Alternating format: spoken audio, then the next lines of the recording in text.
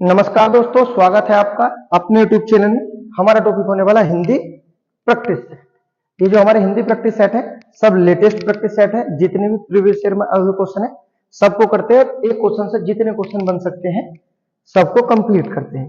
तो शुरू कर लेते हैं अपने पहले क्वेश्चन के साथ। जो हमारा पहला क्वेश्चन दिया गया है, उकार बहुला बोली मानी जाती है, अर्थात उकार बहुला कौन सी बोली मानी जाती है। तो उकार बहुला बोली मानी जाती है अवधी। ठीक है, उकार बहुला बोली कौन सी मानी जाती है? अवधी मानी जाती है। अवधी भाषा के बारे में ये आपको याद रखना है कि अवधी जो बोली है किस उपभाषा के अंतर्गत आती है। तो ये हमारी पूर्वी हिंदी उपभाषा के अंतर्गत आती है। ठीक है, तो याद रखना अवधी पूर्वी हिंदी के अंतर्गत आती है। उसके बाद नेक्स्ट जो महत्वपूर्ण चीजें याद रखनी है अवधी भाषा के बारे में कि अवधी भाषा की पहली रचना कौन सी थी। तो याद रखना अवधी भाषा की पहली रचना बहुत महत्वपूर्ण है जो पूछी जाती है, चंदायन थी। ठीक है, किसकी रचना थी चंदायन? तो याद रखना मुल्ला दाऊद की थी। ठीक है, चंदायन रचना मुल्ला दाऊद की थी। ये पहली रचना है अवधी भाषा में। उसके बाद अवधी भाषा में सबसे महत्वपूर्ण रचना या जो करती है तो उसका नाम याद रखना रामचरितमानस। रामचरितमानस है। ठीक है, याद रखना रामचरितमानस कितने खंडों में है, कितने कांड में है? तो याद रखना 7 कांड में। भाषा क्या है? अवधी है। किसके द्वारा लिखी गई है? तो व्यक्ति का नाम है तुलसीदास द्वारा। ठीक है, याद रखना। उसके बाद नेक्स्ट अवधी भाषा में अन्य रचना जो बहुत महत्वपूर्ण है जो पूछी जाती है पद्मावत। किसकी है ये? मलिक मोहम्मद जायसी जी की है। ठीक है, तो ये 3 रचनाएं हैं अवधी भाषा में जो आपको महत्वपूर्ण है और याद रखनी है। पहली तो चंदायन जो अवधी भाषा की पहली कृति थी। उसके बाद रामचरितमानस भी अवधी भाषा में 7 कांडों में तुलसीदास द्वारा लिखी गई है। उसके बाद पद्मावत। ठीक है, अगर पूछा जाए कि अवधी किस उपभाषा के अंतर्गत आती है तो हमारी पूर्वी हिंदी के अंतर्गत आती है और इसे बोला क्या जाता है? उकार बहुला बोला जाता है। ठीक है, उसके बाद देखते हैं नेक्स्ट अगला क्वेश्चन। नेक्स्ट क्वेश्चन जो हमारा दिया गया है, नेक्स्ट क्वेश्चन है हिंदी के स्पर्श व्यंजन के 5वें वर्ग के दूसरे और चौथे वर्ण होते हैं। स्पर्श व्यंजन से क्वेश्चन है। स्पर्श व्यंजन के बारे में बात कर लेते हैं हम। स्पर्श व्यंजन, स्पर्श व्यंजन की संख्या कितनी है तो बताना। स्पर्श व्यंजन की संख्या 25 है। पूछा जाए स्पर्श व्यंजन कितने वर्ग में होते हैं तो ये 5 वर्ग में होते हैं। ठीक है, उसके बाद टोटल कितने हैं स्पर्श व्यंजन? 25 है। एक बार देख लेते हैं जो लिखते हैं क, च, ट। कचट तक के नाम से आता क, छ, ट, त और प। कचट तक। अब देखो आता क्या है? क वर्ग में क, ख, ग, घ और अण। उसके बाद च, छ, ज, झ और अइया। उसके बाद ट, ठ, ड, ड़ और अण। ट, थ, द, ध और न। लास्ट प, फ, ब, भ और म। ठीक है, तो याद रखना हमारे टोटल स्पर्श व्यंजन कितने होते हैं? 25 होते हैं। और जो हमारा क्वेश्चन है इसमें दूसरा और चौथा वर्ग, अर्थात देखो ये पहला हुआ, दूसरा, तीसरा, चौथा और पांचवा, टोटल 5 हो गए। लेकिन पूछा गया दूसरा और चौथा। ठीक है, ये पूरा और ये पूरा, दूसरा और चौथा। ठीक है, क्या होता है? अल्पप्राण होता है, अघोष होता है, महाप्राण होता है या अघोष होता है। तो दूसरा और जो चौथा होता है ये हमारा महाप्राण होता है। क्या होता है? ये हमारा महाप्राण होता है। ठीक है, याद रखना। उसके बाद अन्य जो बचे हमारे पहला, तीसरा और पांचवा, ये क्या होते हैं हमारे? ये अल्प प्राण हो जाते हैं। पहला, तीसरा और पांचवा अल्प प्राण हो जाते हैं। ठीक है, याद रखना। उसके बाद अघोष और सघोष के आधार पर जो आपको याद रखना है कि ये जो शुरू के दोनों होते हैं ये हमारे अघोष होते हैं, और बाद के तीनों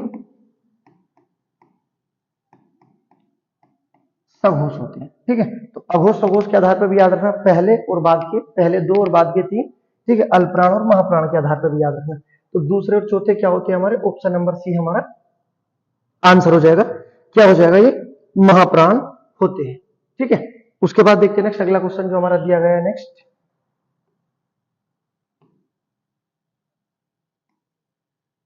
नेक्स्ट दिया गया है, क्या व्यंजन है, क्या जो व्यंजन है क्या है, अघोष है, सघोष है, अल्पप्राण, अल्पप्राण तो है नहीं, ठीक है, महाप्राण है। तो जो हमारा क्या होगा, ये हमारा अघोष हो जाएगा, ऑप्शन नंबर बी हमारा आंसर हो जाएगा। ठीक है, उसके बाद देखते हैं नेक्स्ट अगला क्वेश्चन जो हमारा दिया गया है। नेक्स्ट,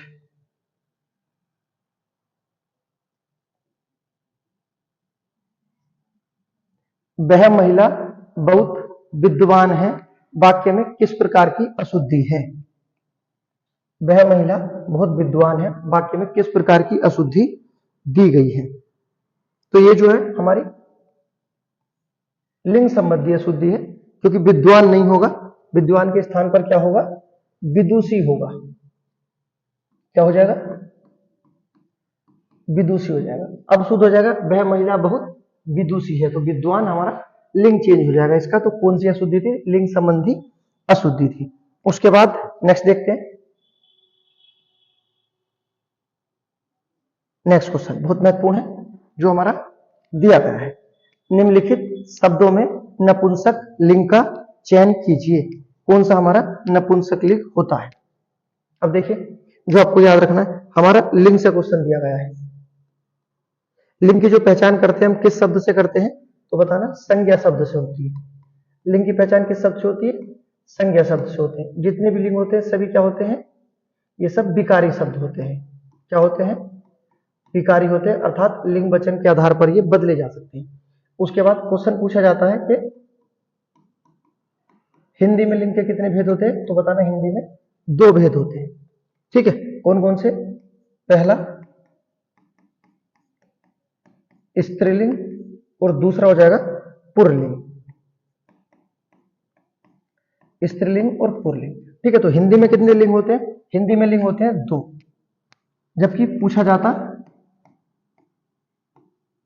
संस्कृत में लिंग कितने होते हैं, तो बताना तीन। पहला स्त्रीलिंग पुल्लिंग तो होंगे ही, स्त्रीलिंग, और दूसरा होगा पुल्लिंग, ये तो होनी है। ठीक है, एक्स्ट्रा जो हमारा क्वेश्चन पूछा है कौन सा हो जाएगा, नपुंसक लिंग होगा। तो पहला तो याद रखना कि ये जो क्वेश्चन हमारा पूछा है नपुंसक लिंग, तो किसका भेद है, तो कहना संस्कृत का है। हिंदी में लिंग सिर्फ दो ही प्रकार के होते हैं, संस्कृत याद है, स्त्रीलिंग और पुल्लिंग। ठीक है, तो नपुंसक लिंग जो है किसका भेद है, तो ये हमारा संस्कृत में लिंग का भेद है।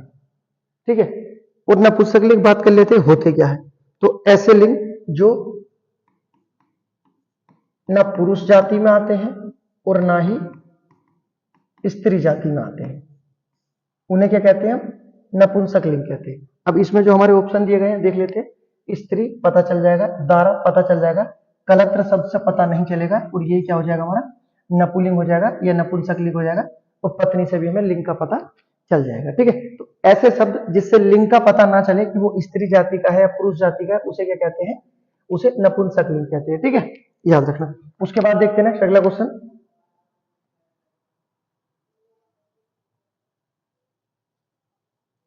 एक लड़का स्कूल जा रहा है, इस वाक्य में विशेषण पहचानिए। एक लड़का स्कूल जा रहा है, इसमें विशेषण पहचानना है। तो देखो, अब जहां भी आ जाए 1 2 3 4 5, तो ये हम क्या करते हैं, ये होती है हमारी गणना। ठीक है, अगर होता पहला दूसरा, तो ये क्या लगा देते हैं, हम क्रम लगा देते हैं। ठीक है, तो इसी तरह से जो दिया गया एक लड़का क्या हो जाएगा हमारा गणनावाचक हो जाएगा। ठीक है, आवृत्ति हो जाती तो हो जाता 1 गुना 2 गुना 3 गुना, ये हमारे आवृत्ति हो जाती। क्रम क्या होता है, पहला दूसरा तीसरा चौथा, और समुदाय क्या होता है, चारों पांचों आठों। ठीक है, तो याद रखना इस तरह से हमारा जो क्वेश्चन पूछा एक से पूछा, ये क्या हो जाएगा हमारा गणनावाचक हो जाएगा। ठीक, उसके बाद देखते हैं नेक्स्ट अगला क्वेश्चन जो हमारा दिया गया है।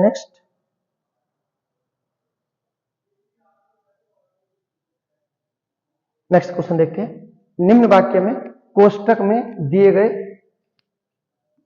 पदों का परिचय वाला विकल्प का चयन कीजिए। कोष्टक में क्या दिया है, देर तक। अब देख लेते जो हमारा क्वेश्चन है, रात में देर तक बारिश होती रही, इसमें हमारा क्या होने वाला है? क्या क्रिया विशेषण है, क्या पुरुषवाचक सर्वनाम है, संज्ञा है या अव्यय है?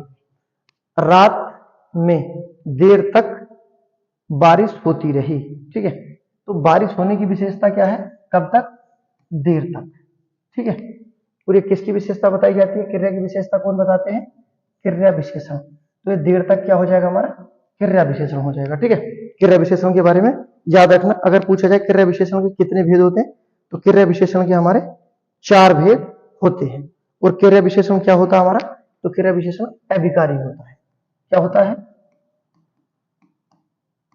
अभिकारी होता है।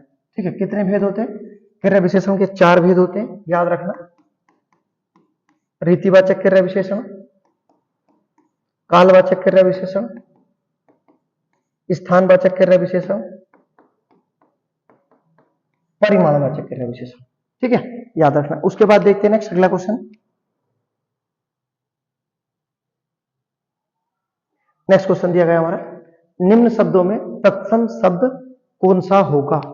तत्सम शब्द का चयन करना है जो हमारे दिए गए हैं, इसमें कौन सा हमारा तत्सम दिया गया है।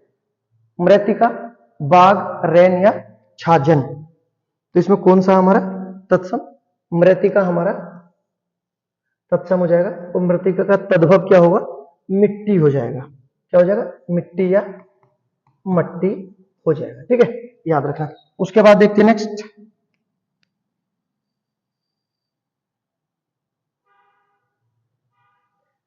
ये क्वेश्चन भी स्त्रीलिंग पुल्लिंग से, इसमें पूछा पुल्लिंग शब्द क्या होगा जो पुरुष जाति का बोध करा दो, इच्छा, रक्षा, राष्ट्र या योग्यता।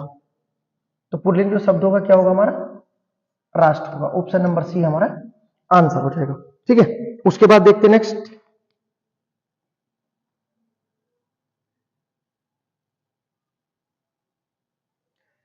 देवता शब्द का पर्यायवाची शब्द नहीं है। देवता शब्द का पर्यायवाची शब्द नहीं है।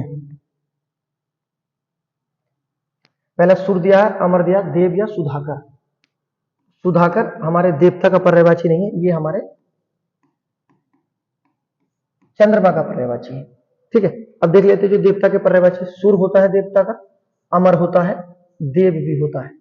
इनसे अलग जो हमारे देवता के पर्यायवाची होते हैं, याद रखना। पहले तो तिदस बहुत महत्वपूर्ण है, कई बार पूछा जाता है तिदस। उसके बाद निर्जर, निर्जर के बाद आदित्य। आदित्य सूर्य का पर्यायवाची भी होता है, याद रखना। अजर होते हैं, अजर के साथ अमर भी होते हैं, ऑप्शन में भी दिया गया था अमर, तो अजर, अमर। उसके बाद विबुद्ध होते हैं, याद रखना। क्या है, विबुद्ध। उसके बाद अमर्त्य होते हैं, अमर्त्य। ठीक है, ये सब किसके पर्यायवाची हमारे देवता के पर्यायवाची, बहुत महत्वपूर्ण है, याद रखना है। ठीक है, कौन कौन से पर्यायवाची एक बार देख लेते हो, तिदस, निर्जर, आदित्य, अजर, अमर, विबुद्ध, अमर्त्य। और जो दिए गए थे ऑप्शन में सुर, अमर और देव, सब किसके पर्यायवाची हमारे देवता के। जबकि कौन सा नहीं था, तो सुधाकर नहीं था, किसका हमारा चंद्रमा का पर्यायवाची था। ठीक है, उसके बाद देखते हैं नेक्स्ट,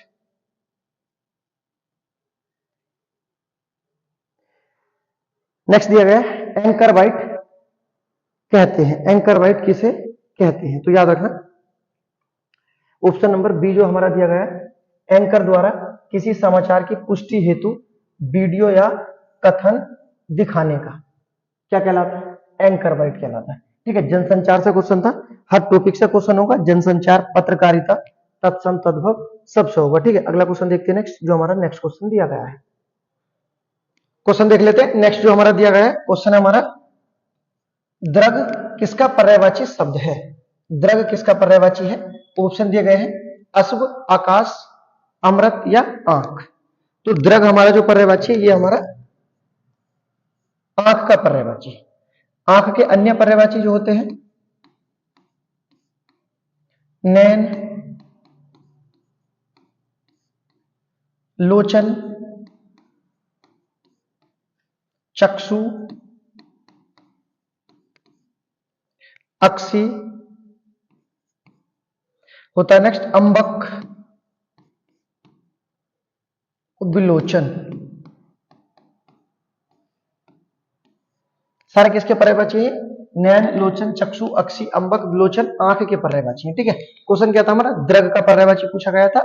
दृग आंख का पर्यायवाची होता है। उसके बाद देखते हैं नेक्स्ट क्वेश्चन। नेक्स्ट क्वेश्चन दिया गया हमारा विलोम शब्द से। विलोम शब्द दिया गया है उत्तीर्ण। उत्तीर्ण का होता है अनुत्तीर्ण। ऑप्शन नंबर सी हमारा आंसर हो जाएगा। उत्तीर्ण का अनुत्तीर्ण होता है। ठीक है, विलोम शब्द है, बिल्कुल डायरेक्ट आंसर का पता होना चाहिए। उसके बाद देखते हैं नेक्स्ट अगला क्वेश्चन। ये भी हमारा विलोम शब्द से दिया गया है। विलोम शब्द पूछा इसमें उपयोग। उपयोग का हो जाएगा दुरुपयोग। उपयोग का विलोम शब्द क्या हो जाएगा हमारा? ऑप्शन नंबर सी दुरुपयोग आंसर हो जाएगा। उसके बाद देखते हैं नेक्स्ट। नेक्स्ट क्वेश्चन है, इसका आंसर आपको देना है। निम्नलिखित में से कौन सा अनेकार्थी नहीं है? कनक, अनंत, महावीर या हत्या? कनक हमारा अनेकार्थी शब्द होता है। इसके तो बहुत सारे अर्थ होते हैं कनक के, जैसे गेहूं, उसके बाद धतूरा होता है। कनक सोने का पर्यायवाची भी होता है, सोने का शब्द भी होता है। देखो, तो कनक के तो बहुत सारे अर्थ है। कनक तो हमारा अनेकार्थी शब्द है। उसके बाद दिया गया हमारा अनंत, ये भी होता है। जैसे किसका होता है? ईश्वर। उसके बाद विष्णु, आकाश। तो हमारा जो दिया गया है अनंत, इसके भी ये भी हमारा अनेकार्थी शब्द है। उसके बाद दिया गया महावीर। तो महावीर भी हमारा अनेकार्थी शब्द होता है। जैसे महावीर किसका है हमारा? ये हनुमान। उसके बाद महावीर का मतलब होता है बहुत, बहुत अधिक वाला। ठीक है, और जैनाचार्य भी महावीर थे। उसके बाद जो दिया गया हमारा अनेकार्थी शब्द नहीं है, ऑप्शन नंबर डी हमारा अनेकार्थी शब्द नहीं है। ये जो अनेकार्थी शब्द होते हैं ये हमारे पर्यायवाची और विलोम शब्द से भी टफ होते हैं और इनसे क्वेश्चन बनते हैं, आप देख सकते हो। उसके बाद देखते हैं नेक्स्ट अगला क्वेश्चन। नेक्स्ट क्वेश्चन जो हमारा दिया गया है, जिससे ऊपर कहा गया हो के लिए एक शब्द क्या होगा? जिसे ऊपर कहा गया हो, जिसे ऊपर कहा गया हो, ठीक है, उसे कहते हैं उपर्युक्त। जिसे ऊपर कहा गया हो उसे कहते हैं उपर्युक्त, और जिसे नीचे कहा गया उसे कहते हैं निम्नलिखित। ठीक है, तो याद रखना, जिसे ऊपर कहा गया उपर्युक्त, ठीक है, और जिसे नीचे कहा गया निम्नलिखित होता है। उसके बाद देखते हैं नेक्स्ट, वाक्यांश क्वेश्चन था। ये भी हमारा वाक्यांश क्वेश्चन है। जिसने ऋण चुका दिया हो, जिसने ऋण चुका दिया हो, वाक्यांश क्या होगा? जिसने ऋण चुका दिया हो उसे कहते हैं उऋण। ऋण। अगर होता जिसने ऋण ना चुकाया हो उसे कहते हैं ऋणी, और जिसने चुका दिया हो उसे कहते हैं उऋण। उसके बाद देखते हैं नेक्स्ट अगला क्वेश्चन।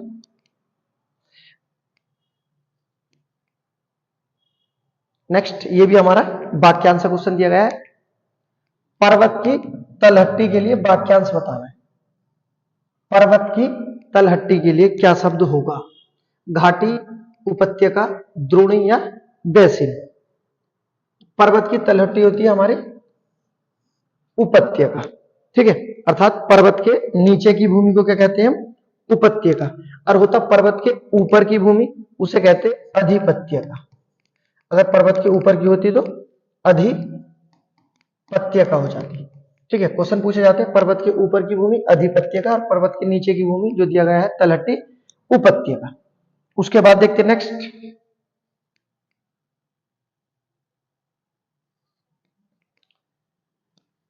पूछा गया है हम लोग, भारतीय दूरदर्शन का धारावाहिक हम लोग की पटकथा का लेखन किसके द्वारा किया गया था?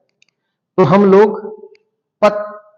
लोग पटकथा का लेखन किसके द्वारा किया गया है? ये किया गया है मनोहर श्याम जोशी द्वारा। ठीक है, मनोहर श्याम जोशी से बहुत सारे क्वेश्चन बनते हैं, आपको याद रखना है। इनका जन्म कब हुआ था? 1933 में अजमेर में हुआ था। ठीक है, उसके बाद मृत्यु कब हुई इनकी? 2006 दिल्ली। ठीक है, मनोहर श्याम जोशी को हिंदी साहित्य पुरस्कार कब दिया गया? तो याद रखना, हिंदी साहित्य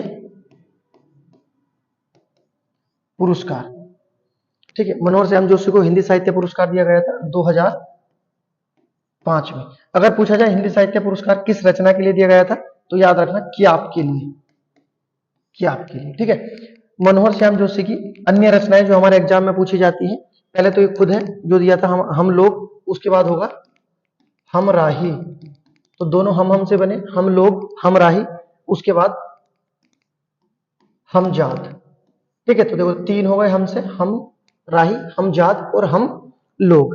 अन्य में आता है बुनियाद,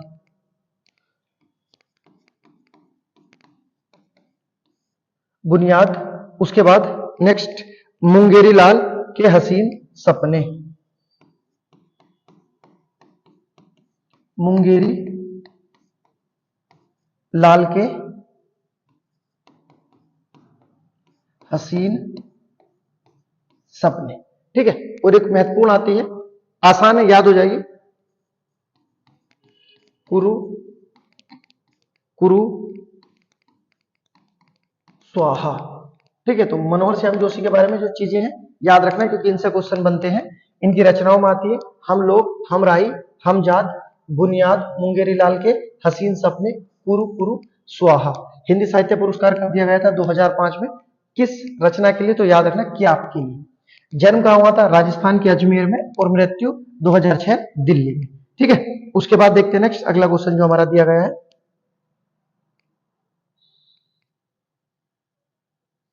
नेक्स्ट क्वेश्चन दिया गया है, निष्करुण का सही संधि विच्छेद क्या होगा? निष्करुण का सही संधि विच्छेद, तो संधि हो जाएगी हमारी विसर्ग संधि। कौन सी संधि हो जाएगी? विसर्ग संधि। ठीक है, और ऑप्शन नंबर बी हमारा आंसर हो जाएगा। निष्करुण, निषधन करुण हमारा आंसर हो जाएगा। ठीक है, उसके बाद देखते हैं नेक्स्ट, समास से क्वेश्चन दिया गया है। अब देखते हैं समास से जो हमारा क्वेश्चन दिया गया है, समास के संदर्भ में इनमें से कौन सा कथन सही है? समास के संबंध में कौन सा कथन हमारा सही दिया गया है? पहले दिया गया है द्वंद्व समास में सभी पद प्रधान होते हैं। सभी क्या होते हैं? दो होते हैं, और दोनों प्रधान होते हैं। हाँ, बिल्कुल सही बात है। ठीक है, द्वंद्व समास में दोनों पद प्रधान होते हैं, या कह लो सभी पद प्रधान होते हैं, सही बात है। ठीक है, तो ये इसमें सही कथन है, लेकिन ऑप्शन नंबर डी में दे रखा है सभी सही है। अगला देख लेते हैं, जिस कर्मधारय का पूर्व पद संख्याबोधक हो वह द्विगु कर्मधारय समास कहलाता। बिल्कुल गलत बात है, तो कर्मधारय का पूर्व पद प्रधान जो इसमें दिया गया है, पूर्व पद संख्यावाचक नहीं होता, इसका जो पूर्व पद होता है विशेषण होता है, और इसका जो दूसरा पद होता है, याद रखना, विशेष्य होता है। ठीक है, तो ये पूछा भी जाता है कि किस समास का पूर्व पद विशेषण और द्वितीय पद विशेष्य होता है, तो कहना कर्मधारय समास का। तो ये जो तो हमारा गलत हो जाएगा। ठीक है, अगला देख लेते हैं नेक्स्ट, तत्पुरुष समास में साधारणतः प्रथम पद विशेषण गलत है, इसमें नहीं होता क्योंकि कर्मधारय में होता है। डी अपने आप गलत हो जाएगा, तो इसमें एक सही था बस, कि द्वंद्व समास में सभी पद प्रधान होते हैं। ठीक है, सही है। उसके बाद देखते हैं नेक्स्ट अगला क्वेश्चन, क्वेश्चन देखते हैं नेक्स्ट, शुद्ध वर्तनी का चयन करना। इसमें शुद्ध वर्तनी का और पूछा है पूजनीय, तो पूजनीय जो हमारा शुद्ध हो जाएगा, ऑप्शन नंबर सी हमारा सही हो जाएगा। ठीक है, देखो पूजनीय में कोई शब्द आधा नहीं आता, और जो दोनों मात्राएं आती है बड़ी होती है, याद रखना। ठीक है, उसके बाद देखते हैं नेक्स्ट, वर्तनी से भी सभी एग्जाम में क्वेश्चन आते हैं। नेक्स्ट क्वेश्चन देखते हैं, निम्न में से शुद्ध वर्तनी वाला शब्द कौन सा होगा? इसमें भी शुद्ध वर्तनी बतानी है। अध्ययन लिखा हुआ है, किस तरह से शुद्ध हो जाएगा? तो ऑप्शन नंबर सी जो हमारा दिया गया है ये हमारा सही लिखा है, अध्ययन होता है। ऑप्शन नंबर सी हमारा आंसर हो जाएगा। बाकी सब जो लिखे हुए हैं सब अशुद्ध लिखे हुए हैं। उसके बाद नेक्स्ट ये शुद्ध बताना है, इसमें भी हमें शुद्ध रूप बताना है। उत्तरदायी कौन सा शुद्ध होगा? शुद्ध वर्तनी वाला शब्द है, उत्तरदायी कौन सा शुद्ध होगा? ऑप्शन नंबर बी हमारा उत्तरदायी बिल्कुल शुद्ध रूप में लिखा हुआ है। ठीक है, उसके बाद देखते हैं नेक्स्ट अगला क्वेश्चन।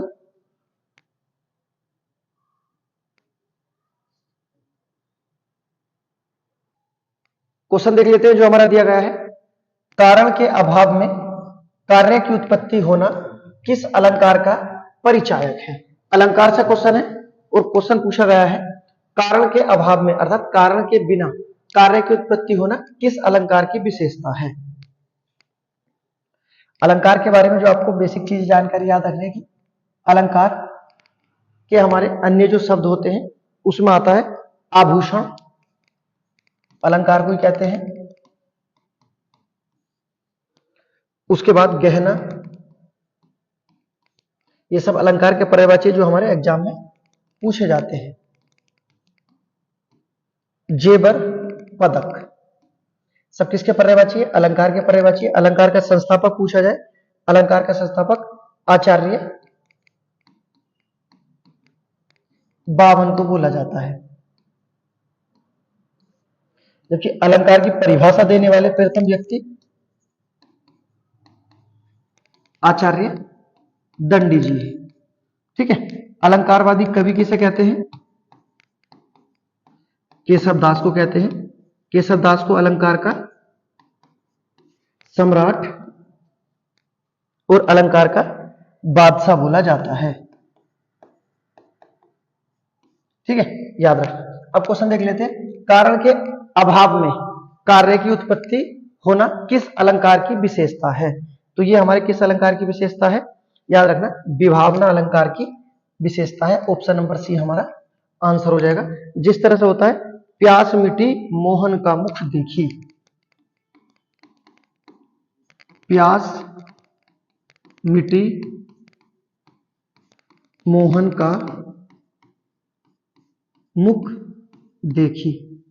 ठीक है, प्यास लगी हुई थी लेकिन जैसे ही मोहन का मुख देखा प्यास समाप्त हो गई। और ये इसकी परिभाषा, ये इसका उदाहरण है जो हमारे एग्जाम में आता रहता है। ठीक है, याद रखना। उसके बाद देखते हैं नेक्स्ट अगला क्वेश्चन। नेक्स्ट क्वेश्चन हमारा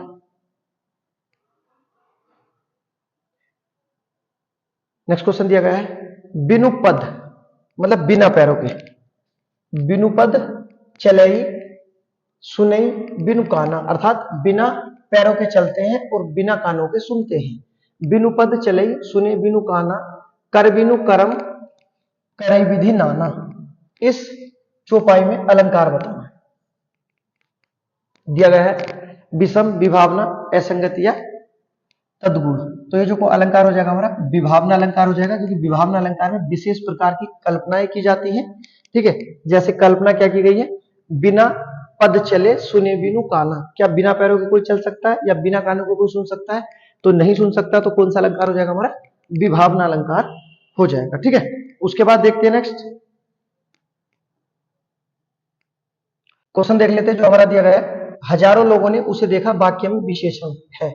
विशेषण से क्वेश्चन है और विशेषण करते क्या है तो सभी को पता है, संज्ञा और सर्वनाम की विशेषता बताते हैं। संज्ञा सर्वनाम की विशेषता कौन बताते हैं? विशेषण बताते हैं। विशेषण के कितने भेद होते हैं? 4 भेद होते हैं। गुणवाचक,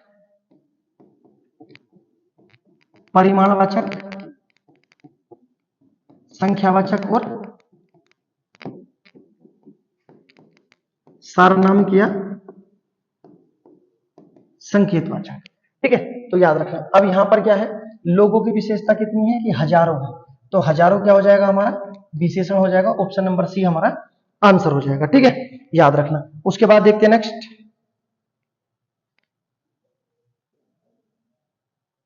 नेक्स्ट क्वेश्चन भी विशेषण से बहुत महत्वपूर्ण क्वेश्चन है। और देखो यहां से क्या है, डीप क्वेश्चन पूछा है। इसमें पूछा है तीसरा शब्द में विशेषण क्या होगा। तीसरा, जब हम विशेषण पढ़ते हैं तो विशेषण के कितने भेद पढ़ते हैं, विशेषण के 4 भेद पढ़ते हैं। पहला गुणवाचक, दूसरा परिमाणवाचक, तीसरा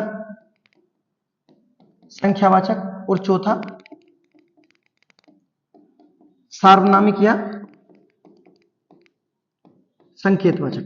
अब आपको जो याद रखना हमेशा के लिए कि ये जो हमारा होता है संख्यावाचक, इसके 2 भेद होते हैं।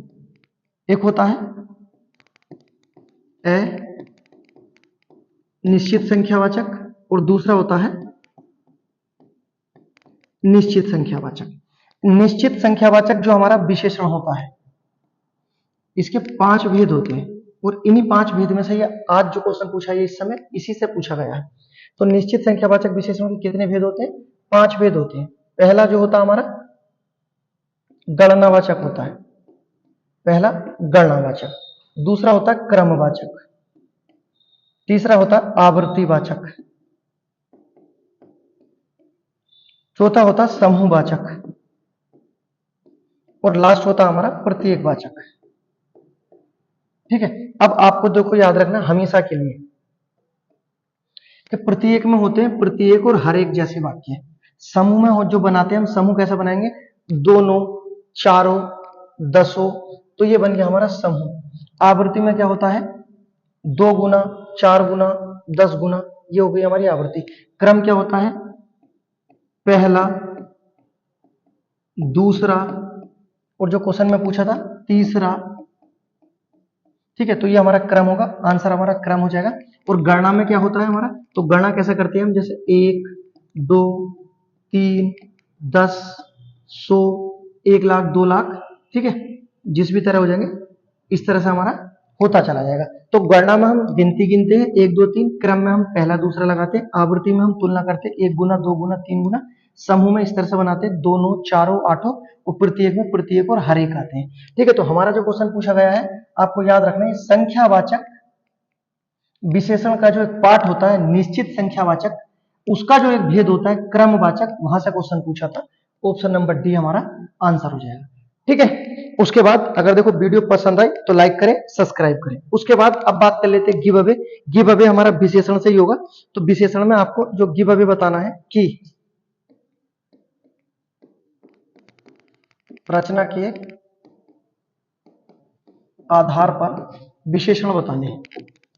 रचना के आधार पर कितने विशेषण होते हैं, पहला गिव अवे आपके लिए। उसके बाद दूसरे की बात कर लेते हैं, जो आपको बताना है कि जो होता हमारा सार्वनामिक विशेषण, इसके कितने भेद होते हैं। ठीक है, ये 2 आपके लिए गिव अवे है, दोनों हमारे विशेषण से पूछे गए हैं। ठीक है, कई बार हमारे एग्जाम में रिपीट हुए हैं जो हमने कराए हैं पिछले प्रीवियस क्वेश्चन में। ठीक है, अगर वीडियो पसंद आए तो लाइक करें, सब्सक्राइब करें। उसके बाद मिलते हैं एक और नेक्स्ट वीडियो में।